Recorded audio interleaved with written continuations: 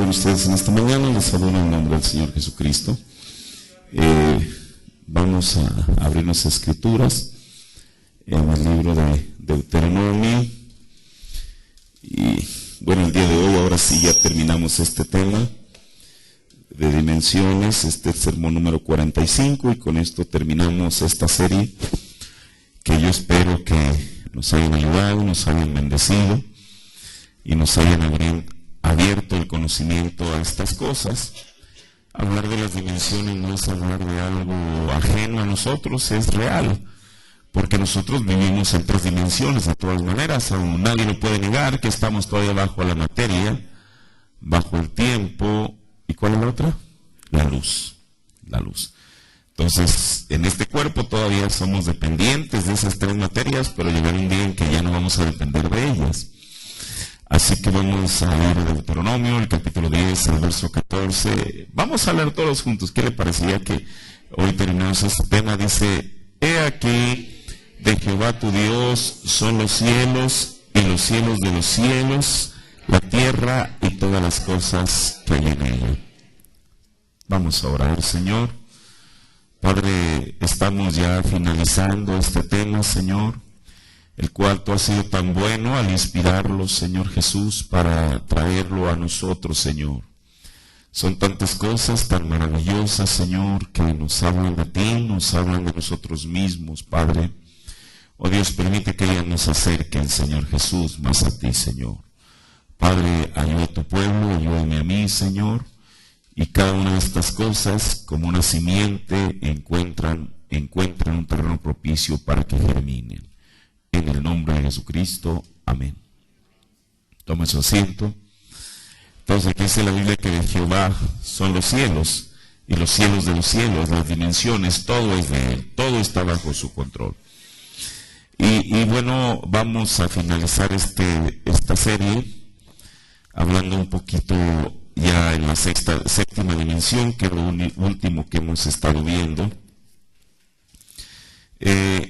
donde dice la Biblia que ahí es donde está Dios. Es lo que al profeta se le fue dicho, que en esa séptima dimensión es donde está Dios. Y vemos que ahí, en esa séptima dimensión es donde está Jesús, el cual él está cumpliendo un doble papel. El primero de ellos es que él es el sumo sacerdote. Eso es lo que dijo el apóstol Pablo. Pero no solamente Jesús es un sumo sacerdote, sino que dice la Biblia que también él es el Cordero. Como sumo sacerdote, él intercede por nosotros. Y como Cordero, él fue el sacrificio provisto por Dios para que se pudiera parar entre Dios y el hombre. Por eso, mire, el apóstol Pablo dijo que solamente hay un mediador, solamente hay un intercesor entre ustedes, entre nosotros y Dios. Pero Pablo dijo que era Jesucristo hombre. Bueno, ¿por qué Pablo tuvo que hacernos esa aclaración que es Jesucristo hombre? Porque Jesucristo hombre es el cuerpo de carne, que fue el que fue sacrificado en el Calvario. ¿Sí me explico? Ahora, mire, voy a comenzar con esto. Veíamos la otra vez la pregunta que muchas veces ha surgido o surgió en nosotros, y surge en mucha gente, que por qué Jesús bautizado. Ese fue el comienzo de su ministerio. Mire, qué hermano, qué cosa. Él fue bautizado porque en el tipo, el sumo sacerdote tenía que ser lavado.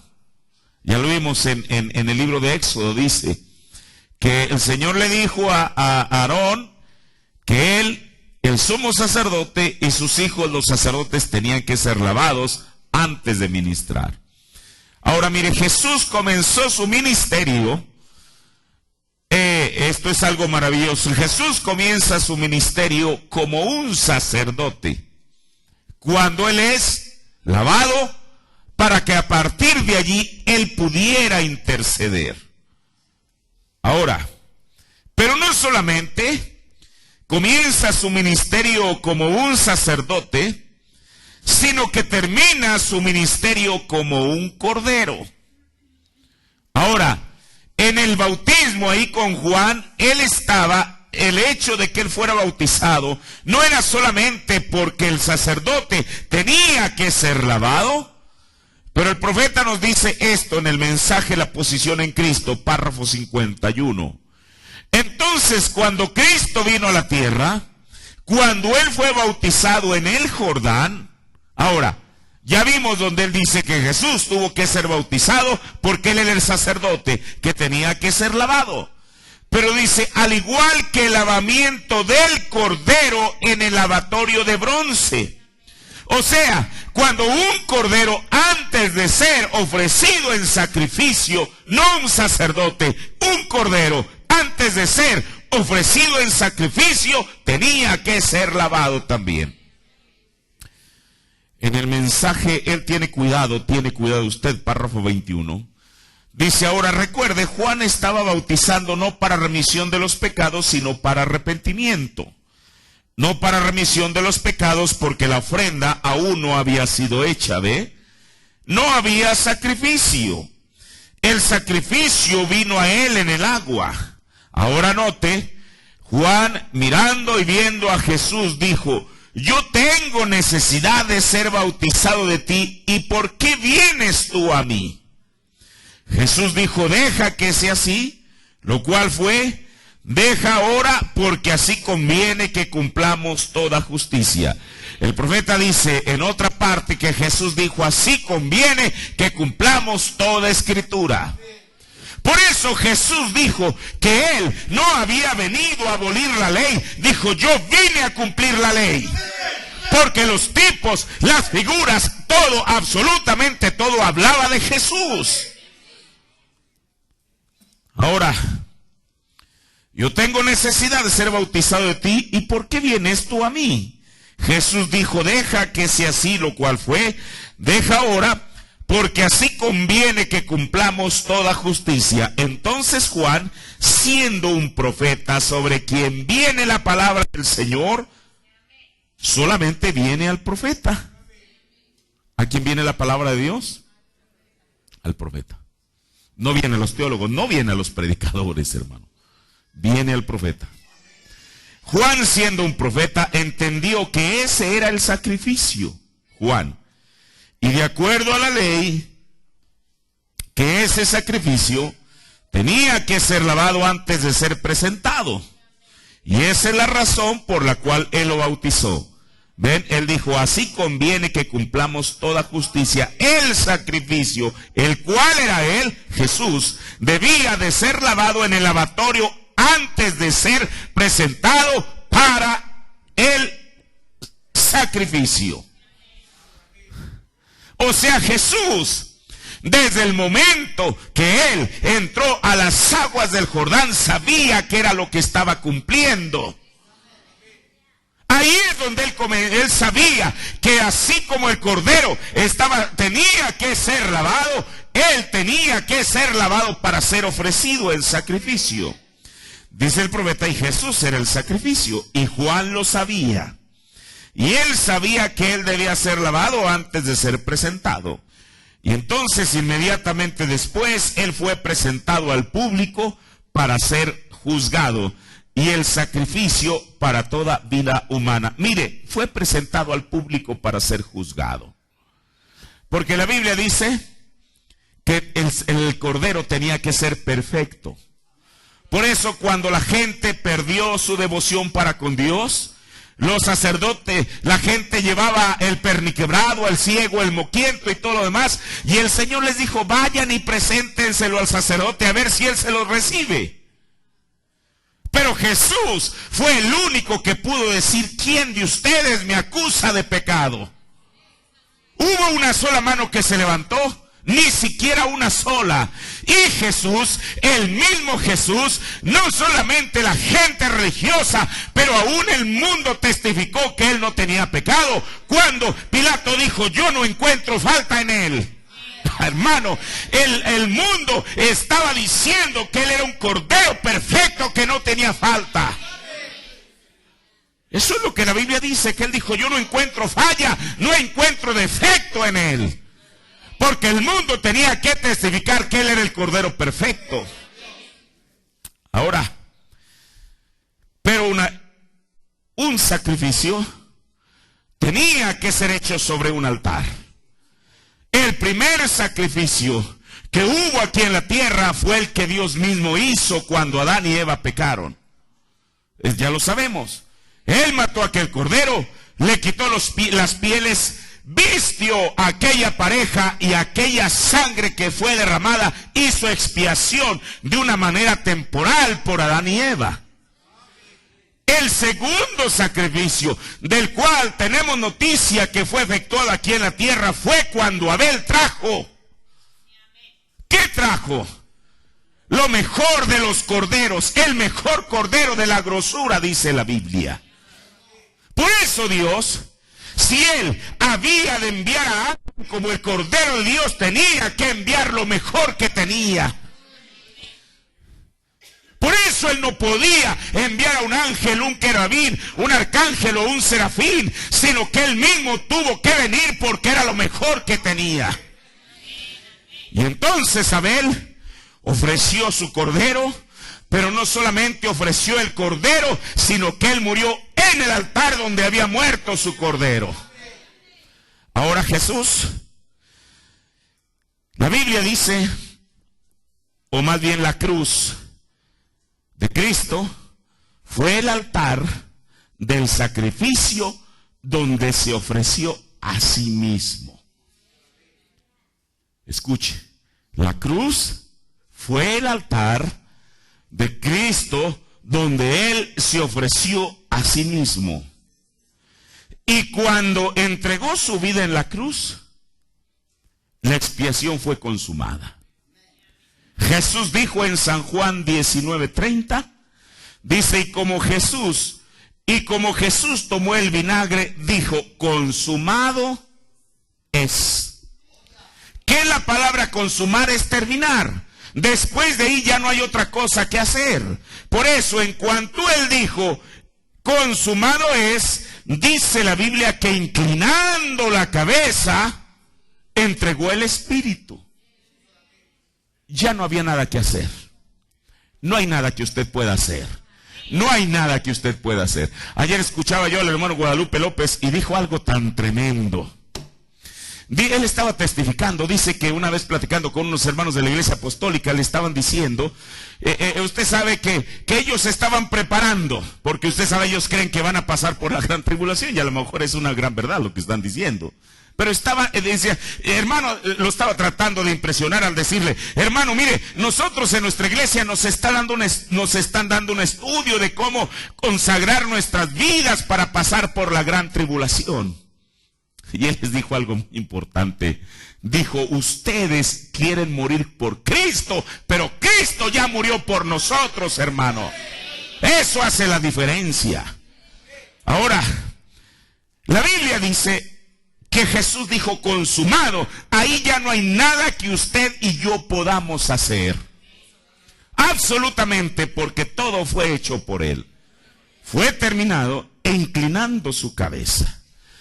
La Biblia dice que cuando Él inclinó su cabeza, el velo del templo se rasgó en dos. Quizá a medida que Jesús iba inclinando su cabeza, a medida que Él iba inclinando, el velo del templo se iba rasgando hasta que el lugar santísimo quedó completamente expuesto para que la gente entrara. Por eso el apóstol Pablo dijo en Hebreos que nosotros hoy en día tenemos un libre acceso. Dijo el profeta, antes era muerte entrar detrás del velo, hoy es muerte no entrar, porque el camino ha sido abierto. Ahora, de una vez y para siempre, y no hay nada, absolutamente nada, que Dios o el hombre puedan agregar. El apóstol Pablo dice en Hebreos 7:27, dice que no tiene necesidad, o sea Cristo, cada día, como los otros sacerdotes, o sea aquellos del Antiguo Testamento, Cristo no tenía necesidad, así como los otros sacerdotes, de ofrecer primeros sacrificios por los pecados de ellos. Eso es lo que hacían en el Antiguo Testamento. Porque como un sacerdote podía ofrecer el sacrificio por los pecados del pueblo si los pecados del mismo no habían sido perdonados primero. Entonces él, antes que ofrecer un sacrificio por la gente, ofrecía un sacrificio por él mismo. Eso es lo que dice el apóstol Pablo. De ofrecer primero sacrificios por sus pecados y luego por los del pueblo. Porque esto, Cristo lo hizo una sola vez ofreciéndose a sí mismo. En Hebreos 9:26 dice, de otra manera, fuera necesario que hubiese padecido muchas veces, ¿quién? Jesús, desde el principio del mundo. Mas ahora, una vez en la consumación de los siglos, para deshacimiento, o sea, para deshacerse del pecado, se presentó por el sacrificio de sí mismo. Una sola vez lo hizo. Ahora, el profeta dice, Abel no pudo entender lo que el cordero estaba diciendo, porque usted sabe que dijo el profeta que el cordero de Abel murió hablando en lenguas. ¿Usted cómo está eso? Dijo el profeta, a medida que aquel pedernal estaba cortando la yugular de aquel cordero, dijo, el cordero comenzó a balar. Pero era un mensaje que Abel no entendía. El cordero de Dios, Jesucristo, cuando él murió hablando en lenguas. Eso es lo que dice el hermano Branham. Cuando Jesús dijo, Eli, Eli, lama sabactani. Ahora mire, qué cosa. Esas lenguas que Jesús habló fueron interpretadas. Usted dice, ¿dónde? Mire, piensen esto. Cuando él dice, Eli, Eli, lama sabactani, los que lo crucificaron, los sacerdotes dijeron, a Elías está llamando este. Así dice la Biblia. Le pregunto, ¿Jesús estaba llamando a Elías? No, él estaba diciendo, Dios mío, ¿por qué me has desamparado? Ahora, por eso dice el profeta, Abel no pudo entender lo que el cordero estaba diciendo en aquellas lenguas, que el cordero que Abel había sacrificado estaba diciendo. Y Jesús, cuando él murió, hablando en una lengua desconocida, Dios mío, ¿por qué me has desamparado? Él era el cordero muriendo sobre el altar. Entonces, ¿cuál fue el altar de Jesús? Aquí en la tierra, el altar de Jesucristo fue la cruz sobre la que él murió. Era el cordero de Dios muriendo sobre el altar. El inocente por el culpable. Hay un canto que me gusta tanto que dice, yo merecía ese lugar, yo lo merecía, yo debí de haber muerto la muerte que él murió, pero él tomó mi lugar. Hermano, como cuando el profeta habla de Barrabás, aquel hombre que estaba sentenciado a muerte, que estaba contando los minutos de su reloj, sabiendo que ese día él iba a ser sacado para ser crucificado, y entonces él recibe la más grande noticia que un ser humano pudo haber recibido. Ahora Dios hace lo suyo, de nosotros depende aceptar lo que él ya hizo por nosotros. Dijo, mira Barrabás, ves aquel hombre, él tomó tu lugar. Pero mire, la Biblia, yo encontré predicadores que dicen que Barrabás aceptó a Cristo y fue redimido. Yo nunca he encontrado eso ni en la Biblia ni en el mensaje. ¿Cuánta gente en esta mañana saben lo mismo que Barrabás? Que Dios ya pagó nuestro lugar. Pero el saber que el inocente murió por el culpable, eso no garantiza que el culpable quiera acogerse al sacrificio de Jesucristo. Por eso era el Cordero de Dios muriendo sobre el altar. ¿Qué es el altar? En la cruz. El inocente por el culpable, Dios tratando con el pecado de esa manera. Ahora mire, entonces Jesús, como sumo sacerdote, él está sobre el trono de gracia. Eso es lo que dijo el apóstol Pablo en Hebreos. Pero como cordero, él está sobre el altar. Es la misma persona. Porque nosotros no tenemos aquí un sacerdote y acá un cordero. Son la misma persona. Ahora, mire, la Biblia dice en Apocalipsis 8:3, y otro ángel vino y se paró delante del altar.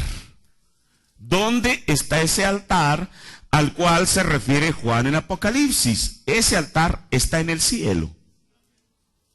Porque Juan no estaba viendo cosas terrenales, él estaba viendo cosas celestiales. Teniendo un incensario de oro. O sea, si estaba delante del altar es porque en ese altar estaba el cordero. Teniendo el incensario de oro, y le fue dado mucho incienso para que lo añadiese a las oraciones de todos los santos. Hermano, eso tiene que ver con nosotros. Porque nuestras oraciones, para que sean efectivas y para que sean contestadas y recibidas, tienen que llegar hasta ese altar. ¿De qué me serviría a mí que mi oración solamente llegara al techo de la iglesia y eso es demasiado alto? ¿Qué bien me haría? ¿Qué bien le haría a usted? Nuestras oraciones tienen que llegar hasta ese trono. Por eso el profeta dijo que a veces la gente dice, bueno, hoy voy a leer la Biblia. Y leen donde dice, y Jesús lloró. Eso será suficiente. Será una dieta suficiente para nosotros. Hoy dice, oramos y decimos, Señor, bendice a Juan, bendice a Juan. Gracias, Señor, buenas noches. Eso llegará hasta el trono de gracia, hermano. Mire, cuando nosotros, yo mismo, comenzamos a orar, hay como un satélite de pensamientos viniendo a nuestra mente. Si usted no se acordaba que tiene un pendiente, en ese momento le llega. Oye, ¿te acuerdas de la deuda que no has pagado? Es mejor que mañana hagas los arreglos necesarios, porque si no has pagado el teléfono, te lo van a cortar. Oye, ¿te acuerdas que, hermano, el diablo está interesado en que el pueblo de Dios no pueda? Mire, su oración puede llegar al techo, pero no es ahí a donde Dios quiere. El diablo está interesado. Mire, hermano, la Biblia dice, el profeta Daniel dice que cuando él se puso a orar al Dios para saber el tiempo en el cual viviendo, dijo que el rey de Persia, ¿quién es el rey de Persia? Es Satanás mismo. Estaba allí para interrumpir aquello. Y el rey de Persia hoy en día es el mismo que está allí para intentar interrumpir la oración del pueblo de Dios. Porque ciertamente hay un altar en el cual puede ser recibida. Por eso dice la Biblia que vino otro ángel y se paró delante del altar teniendo un incienso de oro. Y le fue dado mucho incienso para que lo añadiese. ¿A qué? A las oraciones de los santos. Eso es lo que dice la Biblia. Sobre el altar de oro que está delante del trono. ¿Quién está en el trono? El sumo sacerdote. Eso es lo que dice la Biblia. Dijo el profeta de Dios parado en la brecha, párrafo 58. Y cuando fue crucificado, murió y resucitó y subió a lo alto. Eso ya lo vimos. Y colocó. ¿Qué fue lo que colocó? Y colocó su cuerpo. El cuerpo de Jesús. Porque Jesús tiene un cuerpo físico. El cuerpo de Jesús. Y colocó su cuerpo en el gran altar del Dios eterno. Entonces, ¿dónde está el cuerpo de Jesús? Mire, hace poco alguien predicaba de cuando los chinos llegaron acá a las costas de San Francisco. Y pues muchos de ellos, el mejor negocio que pudieron encontrar era poner lavanderías. Y todo San Francisco se inundó, San Francisco, California me refiero, se inundó de lavanderías chinas. Pero como ellos venían de China, no sabían inglés. ¿Cómo le iban a hacer para prosperar su negocio? Bueno, quizá le pusieron ahí unas letras, a lo mejor en inglés, que había una lavandería y la gente comenzó a llevar su ropa. Pero ahora, ¿cómo entenderse con ellos? ¿Qué era lo que hacían? Usted sabe, cuando usted va a la lavandería, le tienen que dar un comprobante, algo ahí de que usted dejó ahí su ropa. ¿Para qué? Para el reclamo. ¿Qué era lo que hicieron? El profeta nos lo ilustró. Bueno, mire, esto es lo que tengo más a la mano aquí. Que tomaban un papel y lo rompían, no con unas tijeras. Porque usted hace una línea recta, cualquier papel puede encajar allí. De esta manera. Y le decían al cliente, aquí tiene su parte, y nosotros nos quedamos con esta. Cuando usted venga y trae otra parte distinta, vamos a suponer que trajera una parte así, no la puede ensamblar. Entonces sabe que esa no es su ropa. Pero si trae la parte que corresponde y la ensambla perfectamente, sabe que es su ropa. Ese es un pacto. Dios hizo un pacto con el hombre. Él se quedó con el cuerpo de Jesús y envió a la tierra. Hermano, esto es maravilloso. Él se quedó con el cuerpo de Jesús y él envió el Espíritu Santo. Ese es el pacto de Dios con el hombre hoy en día. Por eso viene el reclamo. ¿Y qué es lo que se va a hacer? ¿Qué es lo que Jesús va a reclamar? Jesús va a reclamar su propio espíritu. Por eso él dijo, vendré. Y no dijo, me los voy a llevar. Él dijo, me tomaré a mí mismo. Por eso, si usted tiene el Espíritu de Cristo, el Espíritu Santo en usted, tenga la certeza que cuando venga el día del reclamo, Él vendrá a reclamar su Espíritu Santo. Ahora, y desde luego que si tenemos el Espíritu Santo, somos parte de ello. Vamos incluidos ahí. Por eso dijo el profeta, y Él colocó su cuerpo en el gran altar de Dios, del Dios eterno, para siempre estar allí para actuar en lugar nuestro, sabiendo que Él ha pagado la deuda de nuestro pecado. Entonces, ¿dónde está el altar? ¿Dónde está el cuerpo de Jesús? El cuerpo literal. El cuerpo literal de Jesús está sobre el altar. Ahora, mire, la palabra altar significa lugar de matanza. Cualquier diccionario bíblico le va a decir eso. ¿Cuál fue el lugar de matanza aquí en la tierra? El Calvario, la cruz del Calvario. Ahí fue donde Jesús murió. Ahí fue donde de la Biblia dice que inclinando su rostro Él murió. Pero Dios no solamente quiso hacer del altar o del Calvario un altar, porque imagínense, si eso fuera, sería como en el Antiguo Testamento. En el Antiguo Testamento, si ellos querían que su oración pudiera ser contestada de cualquier índole, tenían que mirar al lugar santo. Eso es lo que Salomón le pidió al Señor y el Señor se lo aceptó. Por eso, cuando Jonás estaba en el vientre de la ballena, él estaba en dificultades, hermano. Él no sabía el plan de Dios, nosotros ya lo conocemos como historia. Pero él sabía. Imagínense a un hombre de pronto estar, como dijo el profeta, ahí entre las algas y todo aquello de lo que se alimentan las ballenas y todo lo demás. Era una condición terrible. Pero entonces Jonás sabía que todavía quedaba para él una esperanza. Y él dijo, Señor, la única esperanza que tengo es clamar a ti. Él, siendo judío, sabía que en una ocasión Salomón había dicho, Señor, si algún día tu pueblo se encuentra en problemas y ellos miran hacia tu santo templo, tú contestarás desde los cielos. Y el Señor se agradó con eso y dijo, sí lo haré. Ahora, aquí no estaba todo el pueblo, pero estaba una parte del pueblo. Hermano, esto es tremendo. Porque eso todavía puede ser aplicado. No que nosotros miremos, aunque sí tenemos que mirar al santo templo. Porque Jesús fue el templo en el cual moró toda la divinidad corporalmente. Así que no importa, no tiene que ser todo el pueblo, pero si tan solamente un miembro del cuerpo de Cristo se encuentra en problemas, Dios ha prometido contestar la oración si tan solo miramos al santo templo. Jonás estaba ahí en el vientre de la ballena.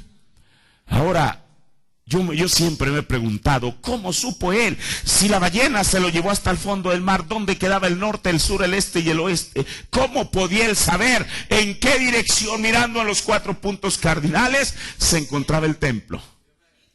¿Qué cosa? Quizá él comenzó a orar: Señor, voy a dar la vuelta. Voy a dar la vuelta. Yo no sé si está al norte o al sur, pero en cuanto yo llegue, tú sabes mejor. ¿Dónde está?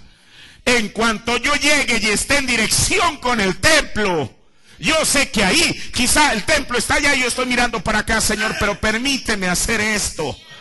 Y yo sé que en cuanto yo dé en el blanco, a partir de allí tú estás obligado a contestar mi oración. Y el Señor lo hizo. Ahora,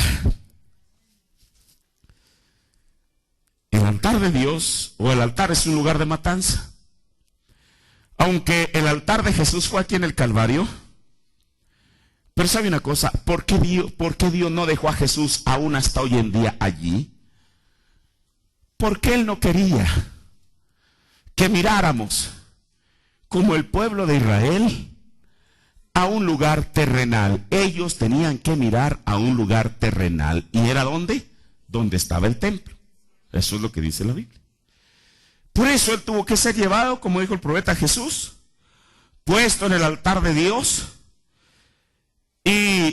sino que se lo llevó a su propio altar en el cielo. Hoy en día tenemos que mirar a ese altar también. No hay otra manera. Tenemos que mirar al altar en el cual se encuentra el sacrificio. Oh, qué cosa. Dijo el profeta en la obra maestra, párrafo 211. Yo creo en ti, está hablando al Señor. Yo creo esta palabra. Y estoy creyendo por cada uno de los que están aquí. Y yo los estoy trayendo a aquel altar, Señor, por fe. Donde entre nosotros y el gran Jehová está la sangre de su Hijo. ¿Qué está entre nosotros y el gran Jehová? La sangre de Jesucristo. Y donde entre nosotros y el gran Jehová está la sangre de su Hijo Jesús. Y la sangre hablará por nosotros. Cuando tú lo heriste en el Calvario y tú dijiste, habla. Recuerda, el profeta está hablando de la obra maestra. Cuando Moisés le pega aquella estatua en la rodilla, dijimos, ¿por qué tuvo que ser en la rodilla, no en el hombro? Porque en la rodilla es donde los doctores le pegan a uno con un pequeño mazo de caucho para ver si uno tiene reflejos. Moisés vio tan impotente aquella estatua que para él pensaba que tenía vida. Por eso le dijo, habla. Y Dios golpeó a Jesucristo en el Calvario para que él hablara. ¿Qué fue lo que dijo? Padre, perdónale, no saben lo que hacen. ¿Qué fue lo que dijo? Consumado es. ¿Qué fue lo que dijo? Padre, en tus manos encomiendo mi espíritu. Ahora, tú dijiste, habla. Y luego dice el profeta, a él oír. O sea, de allí en adelante todo lo que tuviera que decir Jesús, a él tendríamos que oír. Y la Biblia dice que la sangre habla cosas mejores que la sangre de corderos del Antiguo Testamento. Porque la sangre de Cristo habla mejor que la sangre de Abel, cosas mejores. Y Señor, habla redención para nosotros. ¿Qué es lo que habla la sangre de Cristo? Redención para nosotros, mientras llamamos a través de la sangre. Y mire, y allá está esa sangre fresca de Jesús. No permita usted que la sangre de Cristo a la cual clamamos es un mito. Ni crea usted que es una leyenda. Ni como dijo el profeta, que alguien dijo de una manera terrible, dijo, no, es que la sangre de Jesús ya se secó hace 2000 años. No, Señor. Ahí está la sangre fresca de Jesús, la cual habla más fuerte que la sangre de Abel. Dice el profeta en cuenta regresiva. Otra vez está orando. Mire, qué preciosas oraciones de un profeta de Dios a favor de nosotros. Yo te los encomiendo a ti. Te los entrego a ti junto con mi corazón. En el altar, donde la sangre de Jesucristo está fresca esta mañana. ¿Usted cree que sigue estando fresca esta mañana?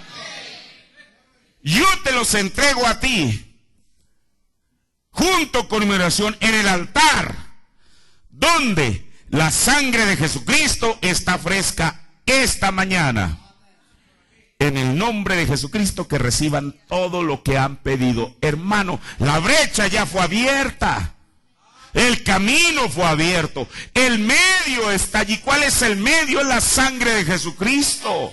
Entonces, ¿por qué tendríamos que dudar para pedir lo que quieras, como dijo el Señor Jesús, y le será dado?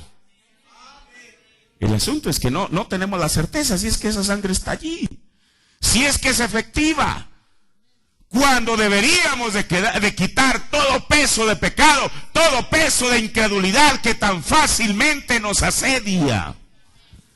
Tenemos que creer que esa sangre está puesta para interceder por nosotros. ¡Ay de nosotros!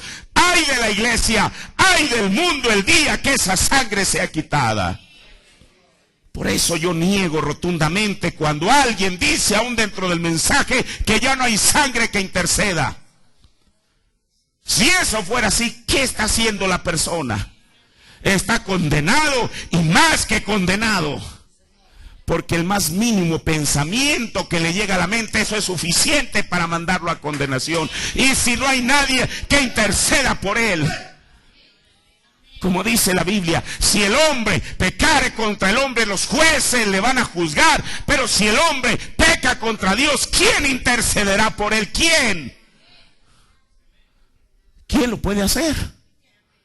Si ya Jesucristo no está como cordero, ay de nosotros. Por eso, ahí está todavía, sobre el altar, está la sangre fresca de Jesucristo. Hermano, escuche. Cuando el costado de Jesús fue traspasado y aquella sangre, bueno, ni siquiera allí en la cruz. ¿Cuántos saben que dijo el hermano Branham? Bueno, a Jesús lo azotaron, pero dijo, yo lo puedo ver ir por las calles de Jerusalén. La Biblia dice que Jesús traía un manto sin costura. Así dice la Biblia. El hermano Branham dijo que ese manto se lo hicieron María y Marta. Ahí va él, dijo el profeta, ustedes saben, las calles de Jerusalén no eran calles pavimentadas como las de hoy en día, las pavimentaban con piedras, digamos. Dijo el profeta, yo puedo ir, ¿qué cosa? Yo puedo ir a aquella cruz haciendo banquete, banquete, banquete, banquete, mientras va pasando de una piedra a otra. Eso era el ruido que producía la cruz. Pero dijo, puedo ver una mancha de sangre pequeña en su manto, sin costura. Y puedo ver otra mancha junto a ella y otra junto a ella, de tal manera que aquellas pequeñas manchas se hicieron una gran mancha. Eso lo dice en Hebreos. Él iba ahí literalmente derramando su sangre. Aquí hay algo tremendo, hermano. La sangre tenía que ser derramada primero sobre esta tierra, porque esta tierra también tiene una promesa de redención. ¿Qué cosa? La Biblia dice que la tierra está clamando, pero el Señor se anticipó y primeramente derramó su sangre sobre esta tierra, porque la tierra tiene una promesa de redención.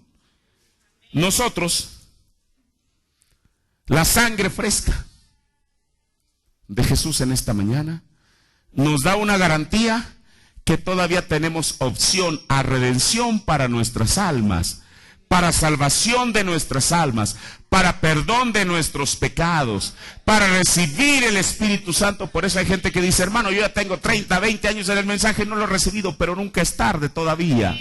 No permita que el diablo le diga que ha caminado demasiado trecho y que ya no hay esperanza para usted. Desde luego que la hay. Mientras haya una sangre, todavía cualquier persona puede ser beneficiaria de esa misma sangre. Pero quiero advertirle que uno de estos días, ese mismo cordero dejará el altar. Esto es lo que el profeta nos enseñó. Mire, ¿por qué? En Apocalipsis, el capítulo 5, encontramos un panorama muy tremendo en el cielo. Encontramos a un ser, a Dios mismo, sobre el trono, teniendo un libro cerrado y preguntando, pasando un edicto por el cielo: ¿quién de ustedes es digno de tomar el libro y abrir sus sellos? Y Juan estaba bajo gran expectativa. Él estaba pensando, a ver a qué hora aparece Moisés, levanta la mano y dice, Señor, yo soy digno. A ver a qué hora aparece Adán, levantando la mano diciendo, Señor, yo soy digno. Bueno, a ver a qué hora aparece José, la perfección de Dios, diciendo, Señor, yo lo puedo tomar, yo. Los ángeles estaban quizá conteniendo la respiración, diciendo, a ver a qué hora sale un mortal. Pero entonces, siendo que no apareció ningún ser humano, el Señor dijo, bueno, en el cielo, ¿quién es digno? Quizá todo el mundo, Gabriel esperaba a que Miguel levantara la mano y dijera, yo soy digno, Señor. O viceversa, que Ajenjo, o los millares de huestes celestiales. Cada uno de ellos en silencio. Pero no solamente dice la Biblia que en la tierra, en el cielo, sino debajo de la tierra habría un demonio que pudiera decir que él era digno. Todo el infierno cayó su boca. No hubo nadie. Y entonces Juan, dice la Biblia que es cuando él comenzó a llorar. ¿Por qué lloraba Juan? Porque él sabía, dijo el profeta, que si no había ninguno digno de tomar el libro, toda la creación y él mismo estaban perdidos. Eso es lo que el profeta nos explicó. Pero entonces Juan escucha el anuncio más glorioso. He aquí el león de la tribu de Judá, él ha vencido, él ha prevalecido y él es digno. Y dice la Biblia que cuando Juan se volteó para mirar, él esperaba ver un león rugiente, imponente allí, el cual, hablando terrenalmente, como dijo el profeta, yo he estado en África y deje que un león ruja, hasta el más mínimo mosquito se calla la boca. Y Juan, cuando voltea a ver, a él se le anunció un león, pero ¿qué es lo que aparece? Un cordero, el mismo. Por eso yo niego categóricamente que ese cordero sea William Branham. Era un cordero, dice, era como un cordero. La Biblia no dice que era como un cordero, la Biblia dice que era un cordero. Y solamente hay un cordero y ese cordero es Jesucristo. Pero ¿cómo lo ve Juan? Dice la Biblia que lo vio como inmolado. Hermano, eso hace la gran diferencia entre Jesús y nosotros. Porque él mismo le dijo a Juan en Apocalipsis, yo soy el que estuve muerto y vivo. Nosotros primero vivimos y luego morimos, pero él murió y luego vivió. Esa es la gran diferencia. Por eso cuando Juan lo vio detenidamente, dice, bueno, parece que estuvo muerto. ¿Por qué? porque llevaba en él las heridas. Hermano, aquí hay otra cosa. Usted dice, mi hermano, ¿me quiere decir usted que después de 2000 años las heridas de Jesús no han sanado? Quiero decirle que no. Usted dice, ¿en qué se basa? Cuando los judíos lo reconozcan, le van a decir, ¿qué? ¿Qué heridas son esas? Entonces Jesús sigue teniendo heridas. Nosotros no lo reconocemos por las heridas, las reconocemos por su palabra. Cuando Él hace las mismas cosas que Él hizo hace 2000 años. Por eso reconocimos que este era un profeta de Dios. No que Él sea Jesús, Él es un profeta de Dios. Espero que esto no le ahogue, pero fue Dios mismo manifestándose a través de un hombre.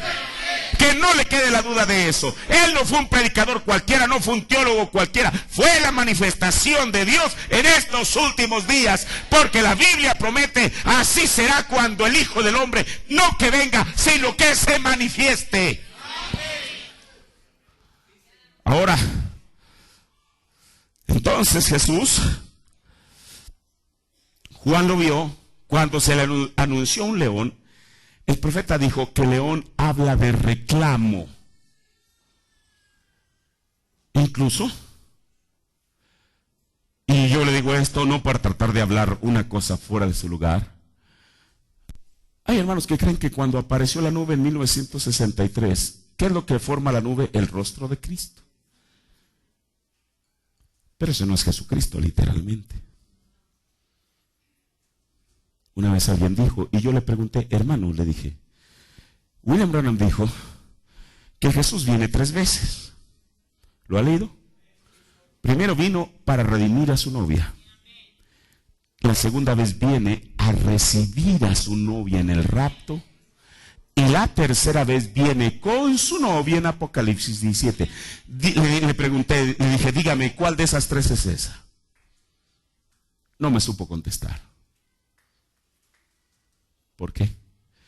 Porque si esa es Jesús viniendo en su segunda venida para recibir a su novia, hace 50 años, usted y yo estamos perdidos y sin esperanza en esta mañana. Si eso fue aquello. ¿Por qué? La nube es blanca, dijo el profeta, eso significa juez, juicio, ahí está la nube. ¿Es verdad? Si Él ya vino como juez, entonces vino a juzgar y ya no hay misericordia.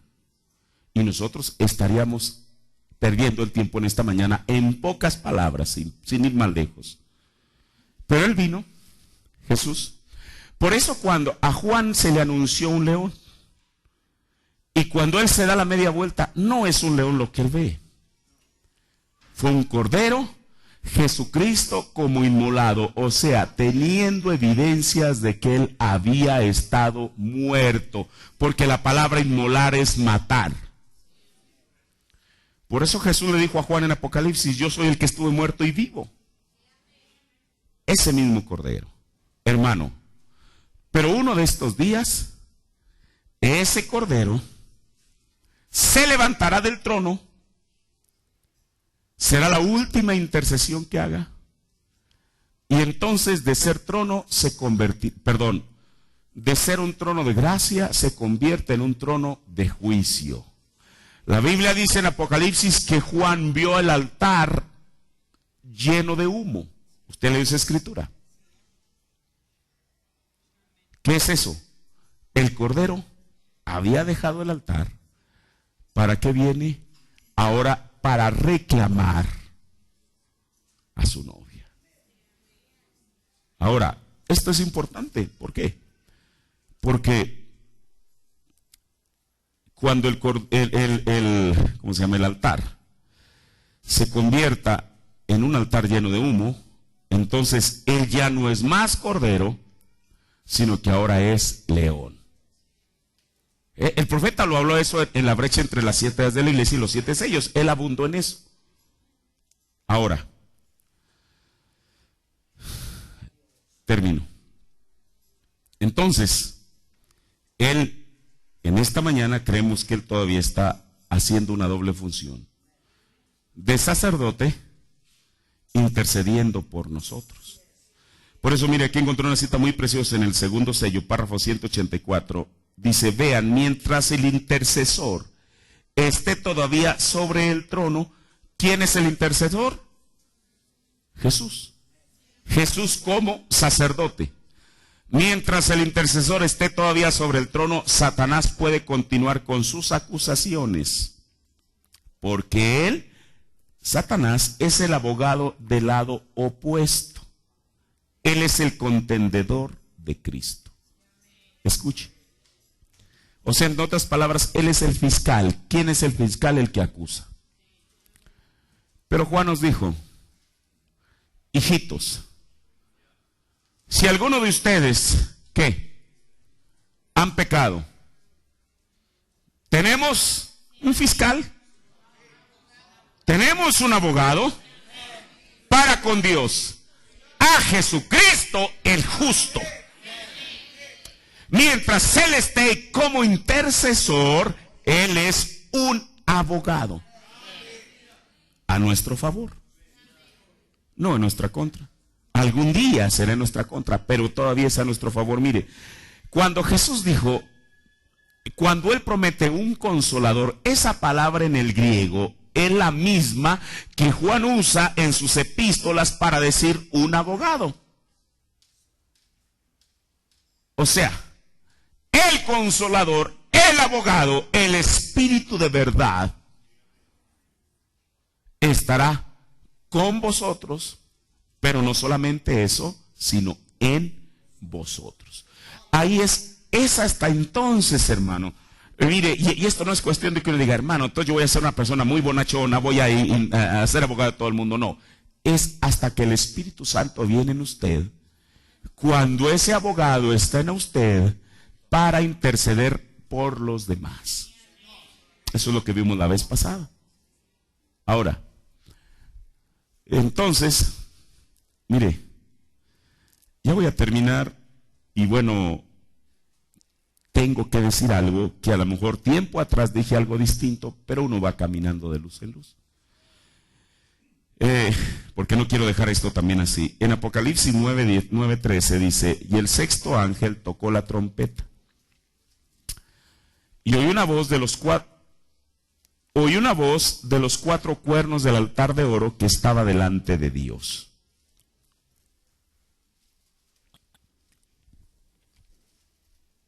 Quizá usted se esté preguntando, bueno, es escritura, ¿qué se relaciona? Pero con esto quiero sellar el tema de dimensiones. ¿A usted le suena la palabra cuernos del altar? ¿Le suena? Esa palabra aparece en el Antiguo Testamento. ¿Un altar de oro le suena? El altar que construyó Moisés era de oro. ¿Es verdad? Mire. Pero yo no encuentro en la sexta dimensión que haya un altar de oro. El altar de oro está en la séptima, en la cual está Jesús. Yo antes decía que así como así como Pablo y el profeta de Dios, William Branham, fueron llevados a la sexta dimensión, Moisés fue llevado porque la Biblia dice que cuando a él se le dijo que hiciera todo conforme al patrón de lo que él vio en el cielo, bueno, la Biblia dice en el monte, pero el profeta siempre dijo en el cielo. Y dije, bueno, es que él fue a la sexta dimensión. Pero viendo detallado esto, Moisés fue más allá que eso. ¿Por qué? Porque el altar de bronce, aquí esta escritura que acabamos de leer de Apocalipsis no está en la sexta dimensión, está en la séptima dimensión, en el cielo, en el mismo lugar en el cual se encuentra Jesucristo. Ya hemos visto varias escrituras que nos habla de eso. Yo digo, Señor, qué cosa tan tremenda. ¿Cómo es que ahora Dios es Dios? Uno dice, bueno, es que Él no puede hacer eso. Dígame por qué no lo puede hacer. Dígame una razón por qué no. Y yo le mostraré una razón por qué sí. ¿Es verdad? Si a Moisés se le dijo que hiciera todo en la tierra, por eso usted encuentra un altar con cuernos, por eso usted encuentra un altar de oro. Pero resulta que Juan, 1500 años después de que Moisés hiciera lo que hizo aquí en la tierra, Juan lo está viendo en el cielo.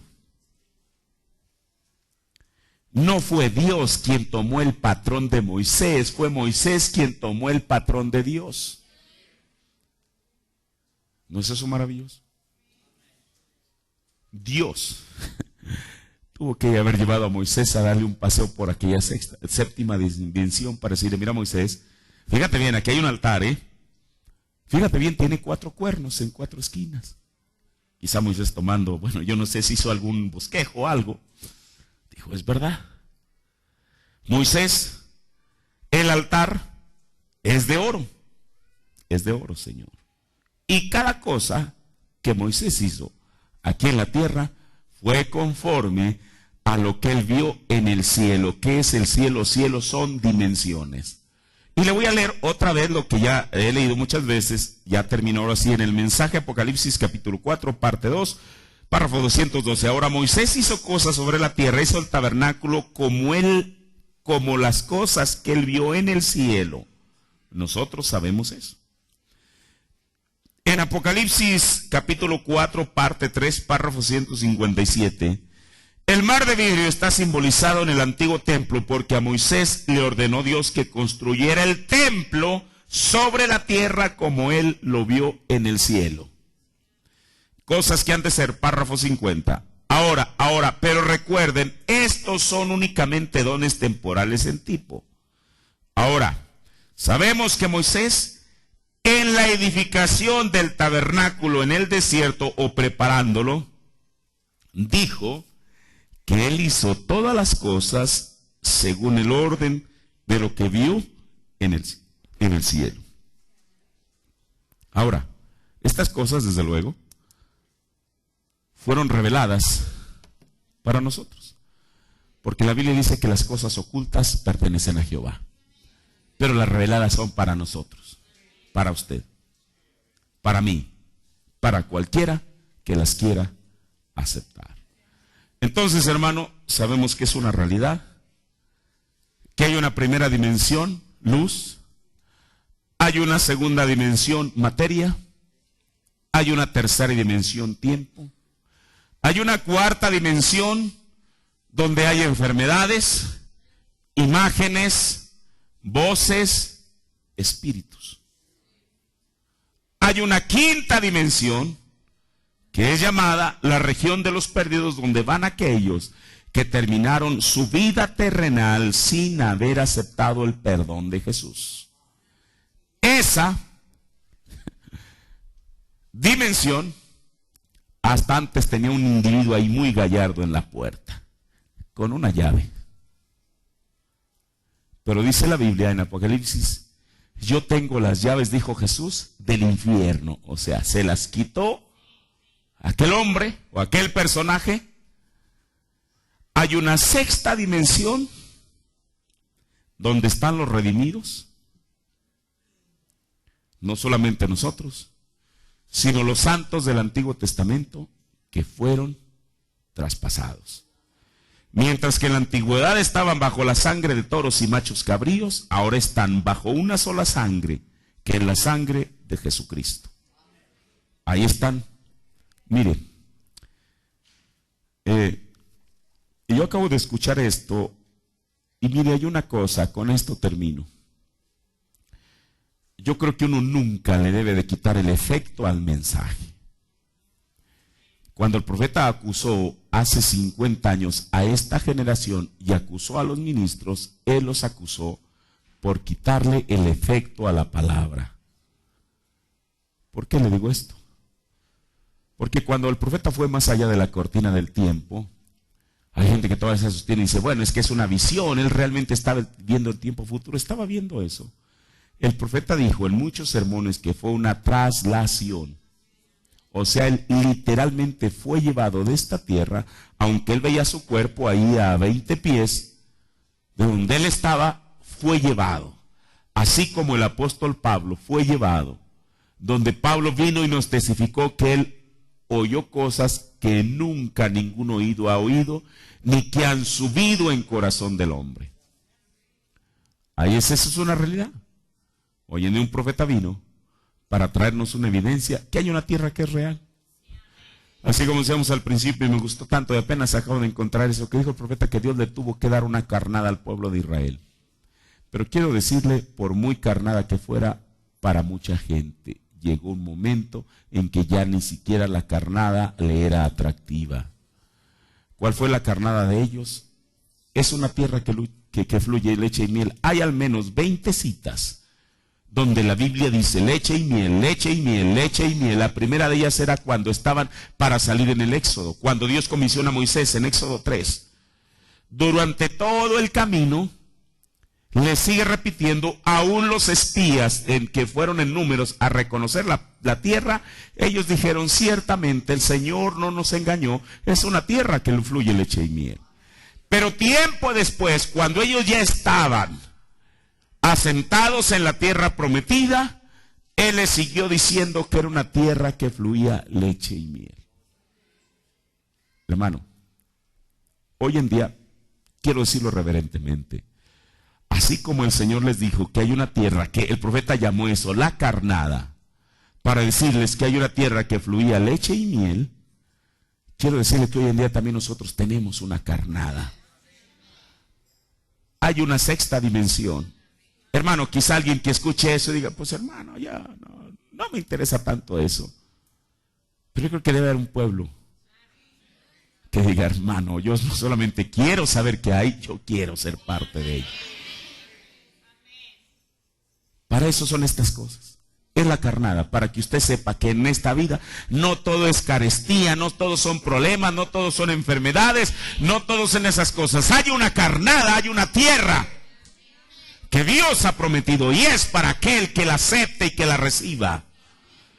Pero también hay una séptima dimensión en la cual está Jesucristo desempeñando dos funciones como sacerdote para interceder a favor de nosotros y como cordero para perdonarnos.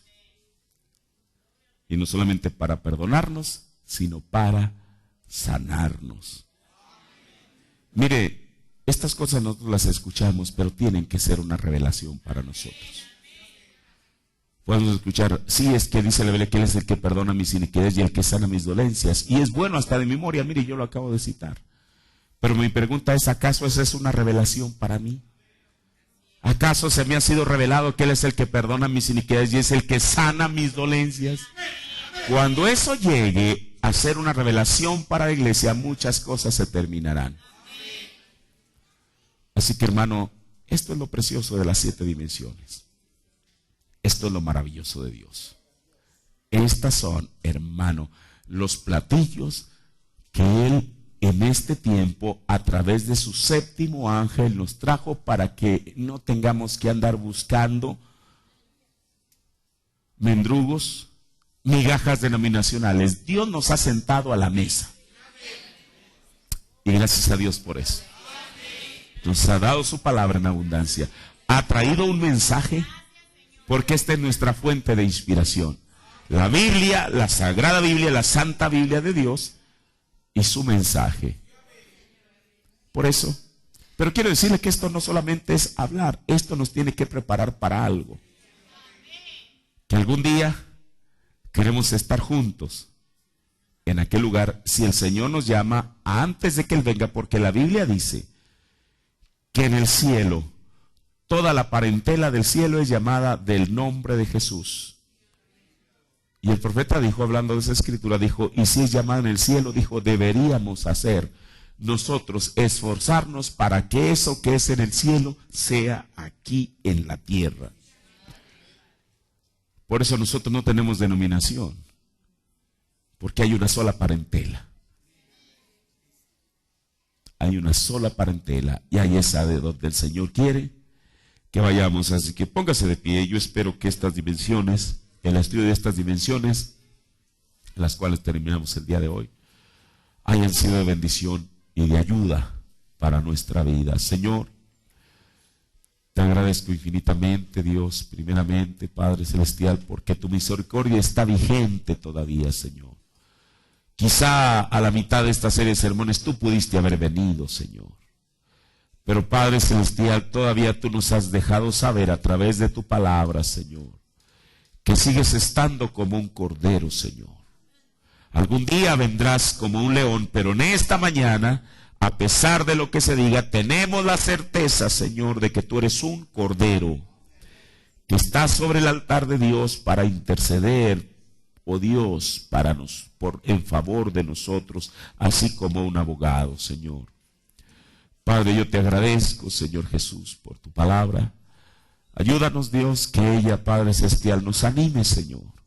A veces uno se siente abrumado por los problemas, las enfermedades, Padre Celestial, y son parte de la vida, Señor. Tú las permites, Dios, con un propósito bueno para nosotros, Señor.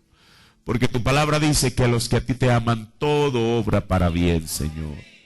Pero en medio del calor del desierto, del sol candente, Señor, tú nos das un vaso de agua fresca por medio de tu palabra, Señor, para decirnos que no todo es sufrimiento, no todo es enfermedad, no todo es tristeza, sino que hay una tierra más allá del río, Señor.